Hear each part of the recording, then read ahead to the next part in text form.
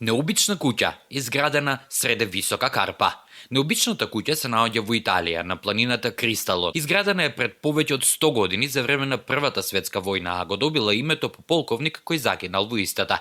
Имат зидови од тули, наведнат покрив, 4 прозорци, маса и столови, што се однесува до опремата. Со децении било мистерија како градежните материјали и опрема биле донесени на овој непристапен терен во тоа време. Се верува дека ја изградели италијански војници за да имаат засолниште за време на битките против Австро-Унгарија на тешки планински терен. Куќата се користела за одмор, но и за чување работи. Се смета дека единствениот можен пристап во времето на изградба било преку јаже или опасна патека до Карпите. Денеска до Карпата има обезбедена патека која е означена како многу тешка, а оваа модерна обезбедена патека секако не постоела во времето на изградбата. Откако со децении не беше ништо повеќе од атракција за авантуристи, доволно вешти да и пристапат, оваа куќа конечно беше реновирана во 2022 година и денес служи како планинско одморалиште. Аранжманот беше огромен потфат, во него учествуваа војници, алпинисти, стручњаци за изолација и столари кои извршуваат тешки работи на висина од речиси 3000 метри. Проектот за реновирање беше обележан со тешка пристапност.